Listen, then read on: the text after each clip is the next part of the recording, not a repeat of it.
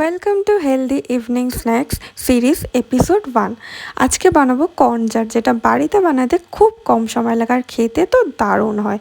প্রথমে কর্নগুলোকে ভালোভাবে ছাড়িয়ে নিয়ে ধুয়ে নিতে হবে, তারপর জল দিয়ে এটাকে সেদ্ধ করে নিতে হবে। সেদ্ধ করতে কিন্তু একটু বেশি সময় লেগেছে, আমার প্রায় 10 থেকে 15 মিনিট সময় লেগেছে। তারপর ওটাকে জল থেকে তুলে ঠান্ডা করে ছুরি দিয়ে ছাড়িয়ে নিয়েছি। এই ছাড়ানোর প্রসেসটা আমার একটু কঠিন লেগেছে, প্রথমবার বলে হয়তো তাই মনে হলো। তারপর সব ছাড়ানো হয়ে গেছে।